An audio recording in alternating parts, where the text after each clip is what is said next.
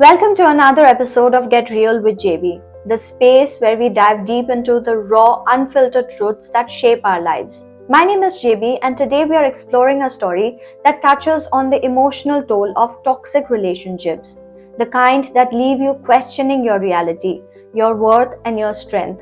Imagine living a life where every step you take feels like you are walking on eggshells, where your confidence is slowly stripped away, and where love feels more like a prison than a sanctuary. Today, we are talking about a woman named Pinky, whose journey through manipulation, doubt, and fear paints a hauntingly familiar picture for many. This episode isn't just for anyone who's been through this. It's for anyone who has ever questioned their self-worth or felt invisible. So sit back, take a breath, and let's get real about emotional abuse, self-discovery, and the power of reclaiming your life. A small disclaimer. To protect the identities of those involved, the names in the story have been changed, but the emotions and experiences shared are 100% real. Pinky had always been a bright, confident girl. Born and raised in a middle-class family in Delhi, she was the kind of person who lit up any room she walked into. Her parents, though conservative in their ways, had given her a decent education, providing her with opportunities they hadn't had. Despite their limitations, they had instilled in her the belief that she was capable of achieving great things. She wasn't just going to be another face in the crowd. She was going to make something of herself, make her parents proud, and forge a life that was hers to command. Her dream was clear from a young age. She wanted to work in corporate India. She aspired to wear sharp business suits, to earn her own money, and to build a life of independence. She had the fire and ambition to succeed, and the world seemed wide open, offering her everything she could ever desire. As she navigated her education, she held onto the dream, determined to shape her own destiny. Then came Aman. Aman was everything Pinky had ever imagined in a partner: charming, ambitious, and incredibly persuasive. He had a magnetic personality, and every word he spoke felt like it was meant just for her. He listened intently, made her feel heard and valued, and praised her intellect, which was something Pinky cherished. His eyes would light up when he spoke of the future. Together they would conquer the world, he promised. He even made her feel as though she was the only woman who mattered, weaving stories about how extraordinary she was, stories that seemed to confirm everything she had ever believed about herself. Aman had a way of making everything seem larger than life. His love felt like a promise of security, a guarantee that she would never have to worry about anything again. He spoke of dreams that mirrored her own, of career success, shared achievements, and a beautiful home. He made her feel special, not just with grand gestures, but with every little thing. A thoughtful message after a stressful day, a surprise date night, and promises of a life without limitations. He was a man of action, not just words, and Pinky was swept off her feet. Her parents, though slightly worried, were charmed by his affable nature and his seeming commitment to their daughter's happiness. They got married. The first few months of their marriage were blissful, or at least they appeared to be. Aman showered her with affection and made her feel as though she had won the lottery. He constantly complimented Pinky, making her feel beautiful and appreciated. He would say things like, "You are the most intelligent woman I know," and "With me by your side, there's nothing you can't achieve." The warmth of his words filled her with confidence, as though she were capable of achieving any dream she had set her mind to. It was a dream come true. As the weeks passed, Pinky began to notice the subtle changes in her life, though she couldn't quite put her finger on why things felt different. It was like the edges of her world were slowly being blurred, and the person she once was, the woman who boldly pursued her dreams and expressed herself freely, was slipping further away, one small comment at a time. Aman's remark had always been light, almost playful. She would laugh them off at first, brushing them aside with the natural indifference she had always carried. But as time went on, they started to linger, gnawing at her in ways she couldn't explain. For example, the first time he made a comment about her clothes, it seemed innocent enough. They were heading to a dinner with his friends, and Pinky had carefully picked out a red dress that she had always felt confident in. She twirled in front of the mirror, admiring the way the fabric hugged her curves. "I look great," she had thought to herself. But as she walked into the living room, her excitement turned into a quiet unease when Aman looked at her and then at the dress. That dress is nice, but don't you think it's a little too bold for a married woman? The remark hung in the air like a weight Pinky couldn't lift. He was trying to be gentle, almost as if he were worried about her reputation, but the subtle critique made her feel exposed, like her choice of attire was somehow wrong. Was the dress too much? Should she be more modest now that she was married? Was she being inappropriate? She stood frozen, the confidence she once had slipping away. She didn't say anything. Instead, she quickly changed into a more conservative outfit, her mind racing with questions she hadn't asked herself before. But the seed had been planted. Over the following weeks, Aman's suggestions about how she should dress became more frequent. Sometimes they were about the length of her skirts or the neckline of her tops. Other times it was about her makeup. Too bold, too dramatic, too much, he would always say. And with each comment, Pinky's wardrobe grew smaller and more subdued. It wasn't just the clothes she wore though. It was the way he would suggest that she act when they were around his friends. You don't need to talk so much when we are with my friends. Just listen. It makes a woman more graceful. He would say something like this, wrapped in a veneer of politeness, but his intent cutting deeper. At first, Pinky was confused. Was he trying to help her fit in better with his circle? She didn't want to be rude, so she tried to follow his question, quietly stepping back when his friends would talk. Her own voice, once confident and filled with ideas, seemed to shrink under his expectations. She would look at him for reassurance, but he would always smile and nod approvingly when she stayed quiet as though he had won. It wasn't until much later that she realized that each time she held her tongue, her individuality seemed to slip away a little more. At social gatherings, she would watch as Aman's friends talked freely, confident in their opinions, while she silently sipped her drink, feeling smaller and less important. Her once sparkling personality, full of wit and charm, began to feel heavy and muted. It wasn't just her appearance or behavior that Aman was subtly reshaping. The comments, though small, had a profound effect on Pinky's sense of self. She had always prided herself on being independent, capable, and strong, qualities that had defined her entire life up until that point. But with every whispered suggestion from Aman, she found herself questioning those traits. Was she too loud, too bold, too self-assured? Perhaps she had been wrong all along. Perhaps she needed to be more like the women she saw in Aman's social circle, quiet, graceful, demure. She started second-guessing every choice she made, afraid it wouldn't align with Aman's expectations. If she chose to wear something she liked, she wondered if it would be too much. If she spoke her mind in front of others, she felt anxious that it might make her seem rude or imbalanced.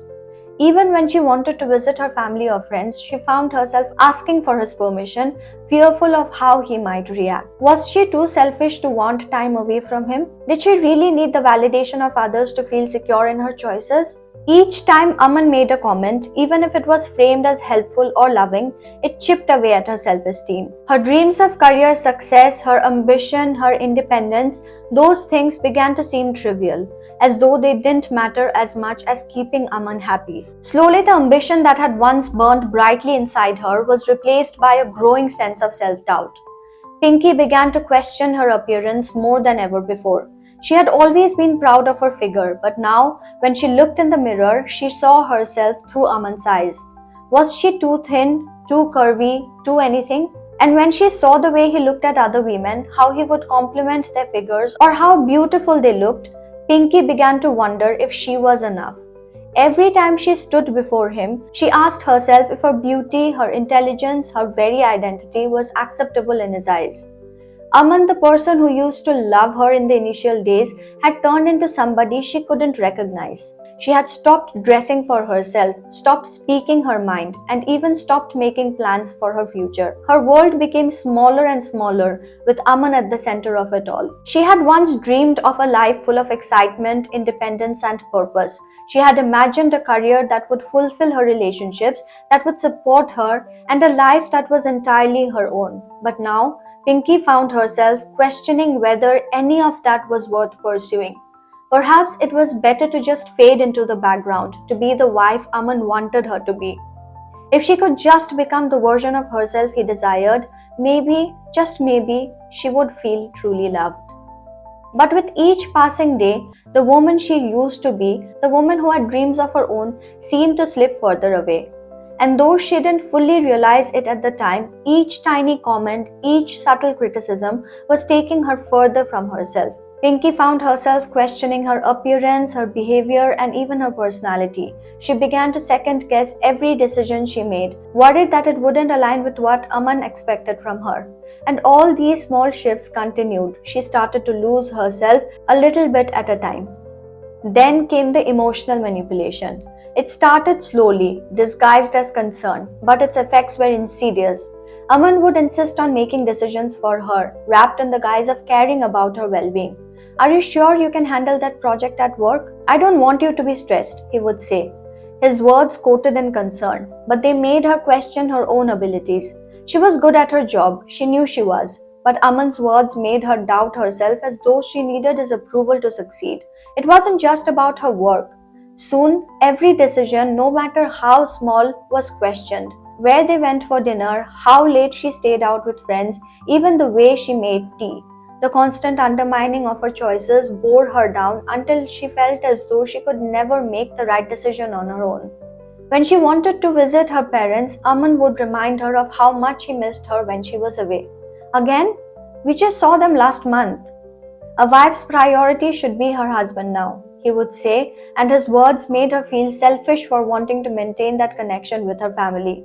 The distance between them grew, and Pinky found herself feeling more isolated, slowly losing touch with the people who had once been her support system.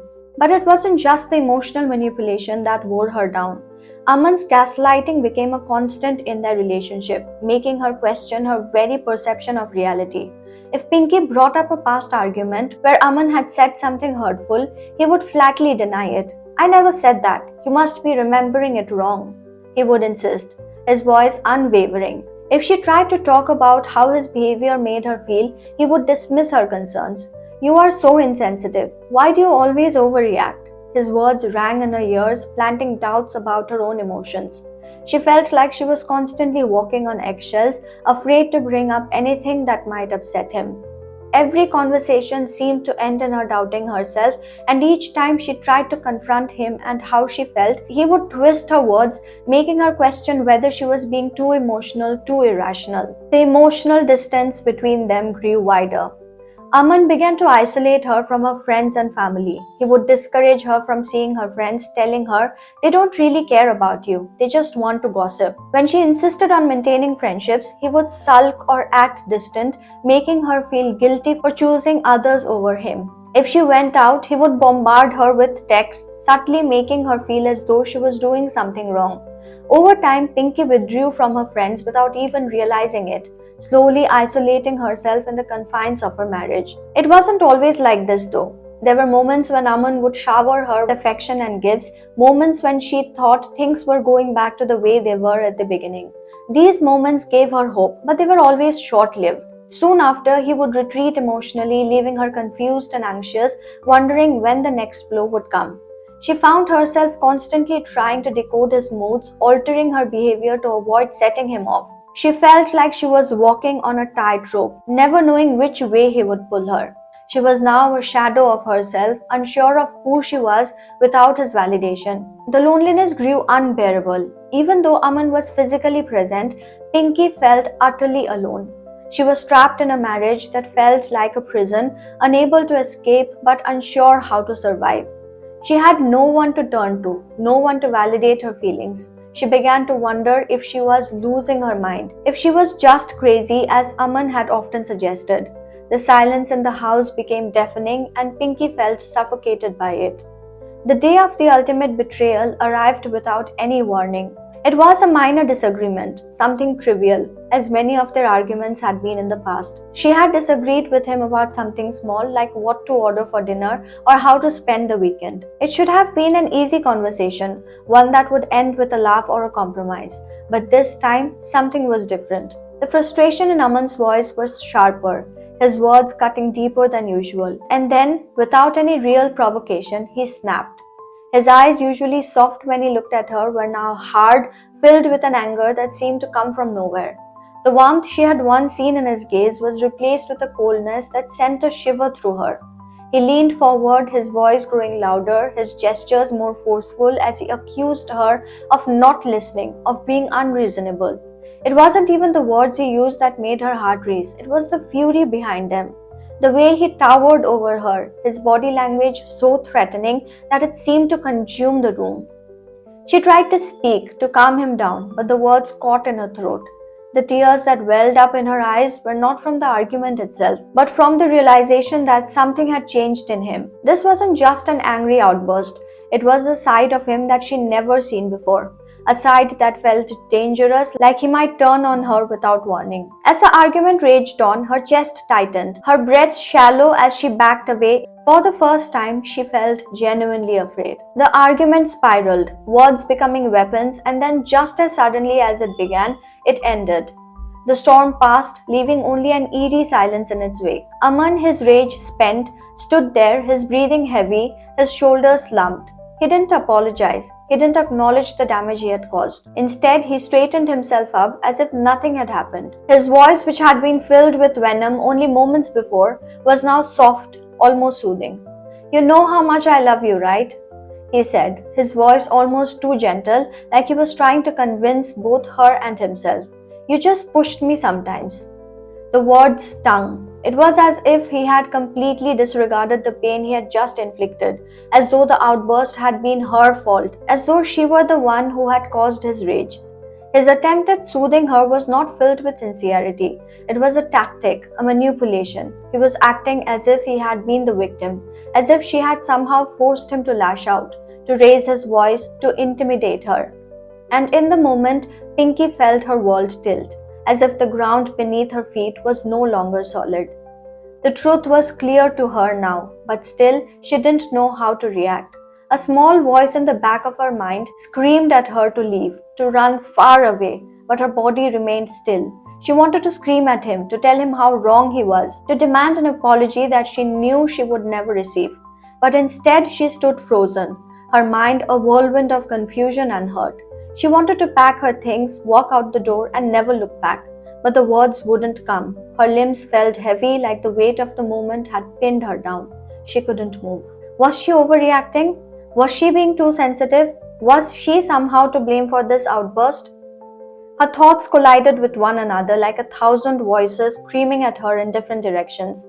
Anger at him for making her feel so small. Sadness for the person she had become. Someone who couldn't even trust her own instincts anymore. Disbelief that this was happening and the man she had once loved could turn so cold, so cruel, so calculating, and beneath it all, a deep sense of helplessness that settled in her bones. She was stuck, caught in a cycle of manipulation that she could no longer escape. Aman's mock concern felt like a slap in the face. It wasn't real, it was a performance, a way to make her doubt herself even more. His touch, which had once been tender, now felt patronizing. He placed a hand on her arm, his fingers brushing her skin in a way that felt cold, like a reminder that he was in control, that he could make her feel guilty for his actions, and that he could twist the narrative so that he came out looking like a victim.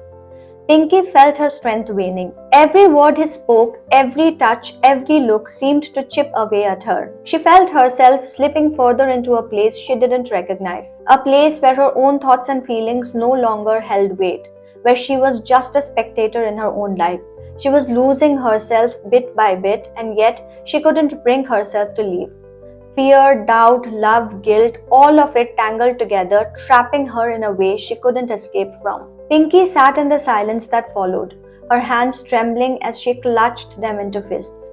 The weight of the years of emotional manipulation and gaslighting pressed down on her, and she couldn't find the strength to stand. Her mind screamed for clarity, for a sign for something, anything that could push her toward a decision. But all she felt was an overwhelming storm of emotions pulling her in different directions. And so she stayed, trapped in a whirlwind of pain, confusion, and fear, unable to take the step she desperately longed for.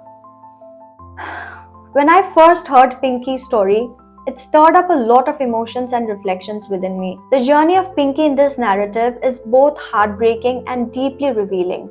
not only of the nature of manipulation and emotional abuse, but also of how someone can lose themselves bit by bit, even when they are surrounded by people they care for or once cared for. What strikes me the most is how insidiously the abuse takes hold. It's not always violent or overt. It doesn't start with a loud slap or an obvious betrayal.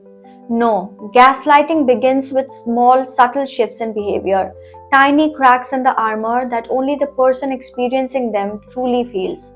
In this case, Aman suddenly outbursts his use of words as weapons, and the way he weaponizes his anger to make her feel small all occur under the guise of caring. He even goes as far as claiming, "You know how much I love you, right?" The ultimate form of emotional manipulation, suggesting that the cause of his behavior is her inability to see how much he loves her. It's a classic tactic, but one that's so often dismissed. Love doesn't hurt, yet those under the spell of such manipulation find themselves questioning whether it's love that's causing the pain. This tension between love and abuse is something I find so poignant in the story. Pinky, despite being hurt, is left in a limbo where she's unsure of how to navigate her feelings. Does she love him still? Is she overreacting? Are his actions somehow her fault for not being better or more understanding? That's the heart of manipulation, and it often goes unnoticed until it's too late. The manipulator convinces you that your reactions, your emotions, and your instincts are wrong, leading you to doubt yourself in the most dangerous way. What I find especially tragic is the way Pinky feels trapped by these invisible chains. As she is pushed into a corner emotionally, the weight of confusion and self-doubt is so overwhelming that she can't even leave the situation despite knowing it's unhealthy. There's this almost haunting sense of helplessness that lingers throughout the story. It's a feeling I think a lot of people, particularly those who have been in toxic relationships, can relate to. You are not physically chained to the person, but it feels like you are. Every moment you stay, your sense of self-worth, your clarity of mind, and your trust in your own emotions are slowly chipped away. In Pinky's case, her ability to trust herself becomes so blurred that she cannot find the strength to walk away even when the emotional abuse is glaringly obvious. Her fear and guilt, however, make a strong case for why people stay in unhealthy relationships. The guilt she feels about potentially abandoning someone she still loves is palpable. But what's equally striking is the fear. Fear of the unknown, fear of being alone, and the fear of what happens if she were to leave. Emotional abuse can cloud the truth so effectively that the victim begins to wonder if they are even capable of living a life outside of the relationship. It's a nightmare that's hard to escape, especially when the person you love or once loved still manages to offer crumbs of kindness, making you second guess your decision. The cycle of abuse often goes on like this. The abuser explodes in anger, then comes back with an apology or a kind gesture, as if trying to reset the equilibrium, only to do it again. This creates a constant state of emotional whiplash for the person on the receiving end, and Pinky's internal struggle speaks volumes about how hard it is to break free from that cycle. Another aspect of the story that hits close to home is the manipulation of love as a tool to keep someone under control. The idea that love can be used as leverage is something I have seen in many real life situations where a person will do anything, even hurt you, all in the name of love. This toxic dynamic, often referred to as love bombing, followed by emotional devaluation, can make you question your self-worth to the point where you wonder if maybe the abuse is just your fault or if you truly are unworthy of better treatment. And this is where the real damage lies. It's not just about the abusive outbursts, it's about how the victim internalizes these moments, how they begin to believe that they deserve the treatment they are receiving or that they are somehow responsible for the emotional fallout. What resonates deeply for me is the moment when Pinky feels that she's lost herself. She begins to question her own thoughts and instincts. This loss of self is so common in emotionally abusive relationships. The victim starts to wonder if their feelings are valid or if they are just being too sensitive. This is another form of control, the gaslighting effect, when your own mind betrays you and you can no longer trust your emotions or your judgment. You are left in a state of constant doubt and confusion. Pinky doesn't know who she is anymore, and that's what makes this experience so deeply painful. It's not just about the betrayal of trust, it's about the betrayal of herself, and yet when it all comes to a head, she can't find the words to express her hurt. The tears she holds back aren't just about the argument, they are about the realization that she's become someone she doesn't even recognize. In the end, I think this story serves as a poignant reminder of the dangers of emotional manipulation and abuse, and how insidious it can be. We often associate abuse with physical violence, but the emotional scars are just as real and sometimes even harder to see. What Pinky is going through is a slow, painful unraveling of her identity, her self worth, and her trust in her own perceptions. And the scariest part is that it's not always obvious to others. It's not a screaming fight or a dramatic confrontation. It's something much quieter, a lingering ache that wears down your spirit over time. Hearing Pinky's story makes me reflect on how important it is for us to recognize these signs in ourselves and others, to trust our feelings, to not allow someone else to define our worth, and to recognize that no amount of love, no matter how intense, should ever justify being treated with anything less than respect and kindness.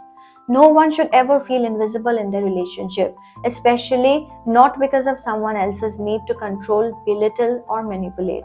To everyone listening, I want to leave you with a strong message. If you are feeling trapped in a situation where you are not being treated with the respect, love, and kindness you deserve, please know that you are not alone. Emotional abuse, no matter how subtle or manipulative, is still abuse and it does not define your worth. If you are struggling or need someone to talk to, don't hesitate to reach out. I am always here for you. If Pinky's story resonated with you, share it with someone who can benefit from it. I will see you in the next episode. Until then, keep it real.